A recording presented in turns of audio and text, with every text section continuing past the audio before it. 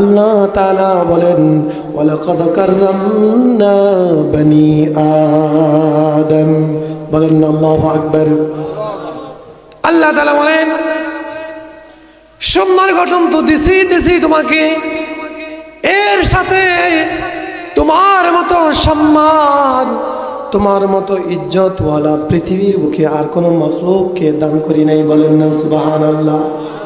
দুনিয়ার বুকে কি সৃষ্টি আমরা একাই না আরো আছে? জোরে বলেন একাই না আরো আছে? আরো আছে। আল্লাহ পাক রব্বুল আলামিন বলেন বান্দারে তাকায় দেখো আসমান, কিন্তু এটা আমার সৃষ্টি মাখলুক। এই যে জমিন বানাইছে এটা আমার আল্লাহ তাআলার সৃষ্টি।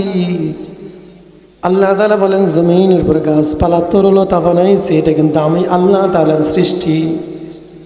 আল্লাহ বলেন বান্দারে ওই যে তুমি বাসায় গরু বাছুর পালো, এটাও কিন্তু আমি মালিকের সৃষ্টি। কথা বলেন ঠিক কিনা?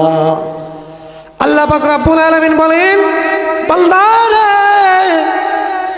আমি আল্লাহ তাআলা ভাগ ভাল্লুক যত প্রাণী বানাইছি, তোমরা ওই প্রাণীগুলা তাকায় তাকায় দেখো আর জমানে বলো আরে প্রাণীটা কত সুন্দর, পাখিটা কত দেখতে সুন্দর, ফুলের বাগানটা দেখলে কত সুন্দর।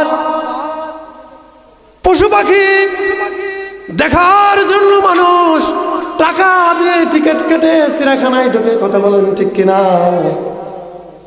কত সুদর্শন কত জিনিস আল্লাহর সৃষ্টি দেখার জন্য মানুষ কত টাকা খরচ করে কত জায়গায় ভ্রমণ করে। আল্লাহ বলে বান্দারে এই একটা জিনিসের ব্যাপারে আমি আল্লাহ তাআলা বলি নাই তাদেরকে সুন্দর করে বানাইছি, কিন্তু আমি আল্লাহ তোমার ব্যাপারে কিন্তু বলছি রে, আমি আল্লাহ তোমাকে সুন্দর করে বানাইছি। বলেন না সুবহানাল্লাহ।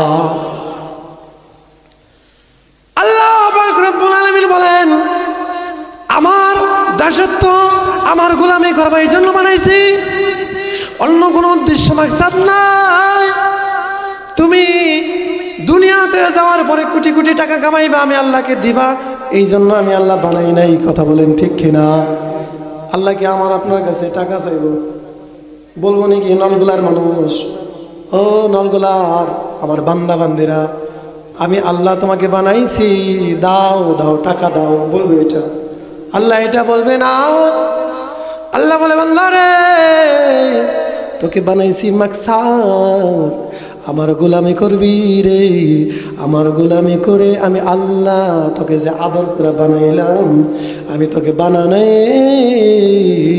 সাথে সাথে আমি আল্লাহ কিন্তু জান্নাত বানাইছি, জাহান্নাম বানাইছি। বান্দারে যদি তুমি ইবাদত করো, গোলামি দাসত্ব করে আমি আল্লাহর সন্তুষ্ট কামাইতে পারো, আমি আল্লাহ ওয়াদা দিলাম আমি আল্লাহ তোকে জান্নাত দিয়ে দিব। আর একটু জোরে বলেন না সুবহানাল্লাহ।